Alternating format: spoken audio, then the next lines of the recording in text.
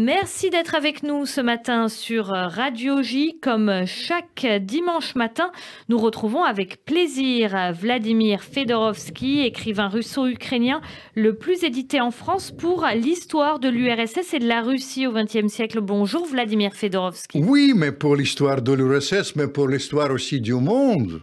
Bien sûr. Parce que ces événements, ils ont marqué du monde. Nous avons quitté quelqu'un que j'ai bien connu, Eltsine, au moment de sa gloire. Et nous allons y revenir. Tout d'abord, précision, après votre best-seller Poutine, Ukraine, les faces cachées, votre livre explosif, Sorge, un espion pour l'éternité, est paru aux éditions Balland. Donc justement, on revient sur le cas de Boris Eltsine. Son image en Russie, c'était celle d'un destructeur. Il est celui qui a fait s'écrouler le mode de vie habituel des Russes. C'est ainsi que Léonid Sedov, sociologue au centre Levada, parle de Boris Eltsine. Boris Eltsine, c'est vrai que ça remonte maintenant, mais néanmoins, il a toujours une très mauvaise image en Russie. Est-ce que vous l'expliquez par le fait que, comme peuvent le dire certaines personnes comme Vladimir Poutine, c'était vraiment pas une bonne chose, l'effondrement de l'Union soviétique pour beaucoup de Russes. Ça dit ça, cette détestation de Eltsine. Je vais vous dire, l'URSS, Poutine est très ambigu envers ça. Vous connaissez sa phrase, celui qui ne regrette pas l'Union soviétique n'a pas de cœur, celui qui le regrette n'a pas de tête.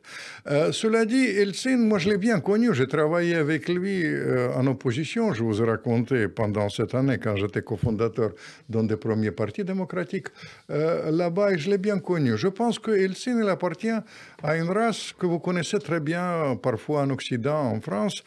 C'est les gens qui sont très bien quand ils sont en opposition et nuls quand ils sont aux affaires. Et pour Eltsine, il était un peu de cela. Parce que moi, je considère qu'il a une sorte de flair.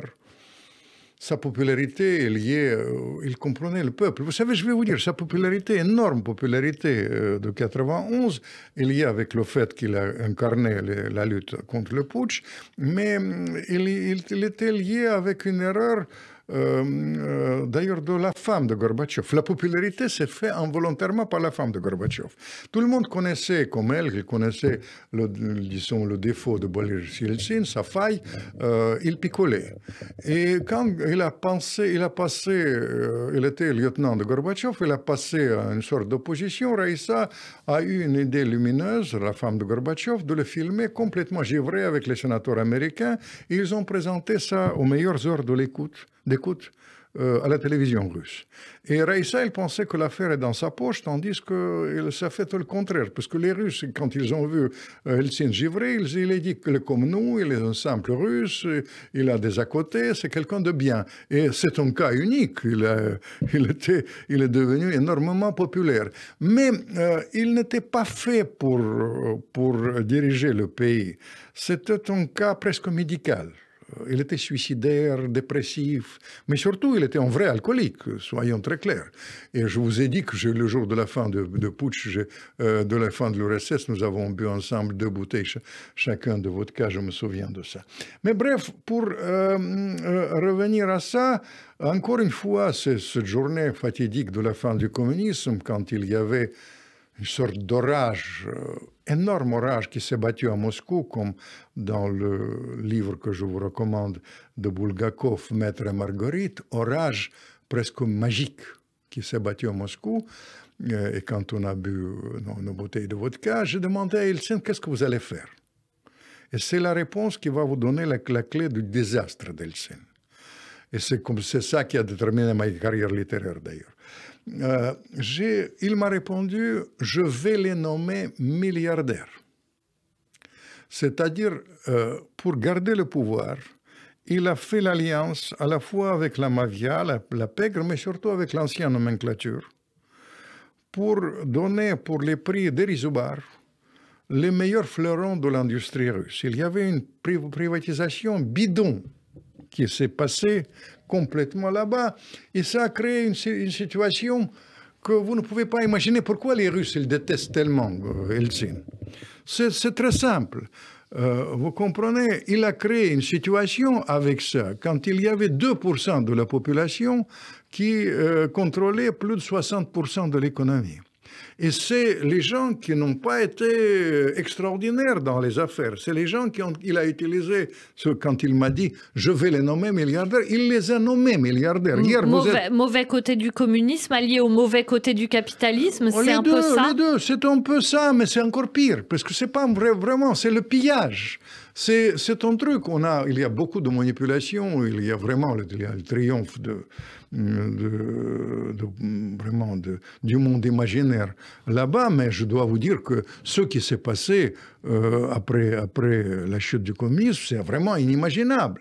Vous savez, l'inflation, ça nous rabat avec nous, mais l'inflation de 92, 2500%. 2500%, comment vous pouvez vivre ça, évidemment, dans ce contexte. Et puis, il était dépressif, il a passé, j'ai calculé, il a passé au Kremlin seulement 30% du temps, il a délégué, il y avait n'importe quoi, mais les gens utilisaient Eltsine, non seulement sa famille, les gens prenaient la corruption, je vous dis, ça remonte à ça, mais c'est une chose absolument aberrante. Il cherchait tout le temps l'échappatoire. Mais le plus grand désastre de Eltsine, c'est à ce moment-là, effectivement, la vie extrêmement dure, qui devient extrêmement dure pour les Russes, parce que 2500% d'inflation, on peine même à imaginer ce que ça fait aujourd'hui, parce qu'on est vraiment bien en dessous. Mais ce désastre Eltsine, est-ce que ça ne tient pas aussi sur celui qu'il nomme presque pour prendre sa succession, c'est-à-dire Vladimir Poutine? Est-ce que c'était un bon choix? Vous savez, c'est très difficile à dire. Eltsine, il était déjà une légume à l'époque. Vous savez, ce qui illustre... Ça veut dire quand il a trouvé Poutine, c'était un soulagement pour lui? Je vais vous raconter comment ça s'est passé, puisque je connais vraiment tous les détails de ça. Eltsine, au moment, quand on a raconté, au moment du putsch de Moscou, il a eu 80% d'avis favorables, énorme popularité. Quand il quittait le pouvoir en 1999, il était à 2% d'avis favorables. C'est-à-dire le pays détestait Eltsine. L'image la plus illustrée, c'est l'image à la télévision. Peut-être vous avez vu quand il est à côté de Clinton. Oui. Clinton, il est complètement hilar. Clinton, même nous connaissons maintenant, c'est déclassifié. Clinton méprisait Eltsine. La Russie est devenue une sorte de semi-colonie. Les choses ont été, les meilleures usines ont été fermées, l'industrie était tuée. Vous comprenez, les choses qui sont passées, ça dépasse. Et c'est un désastre aussi géopolitique.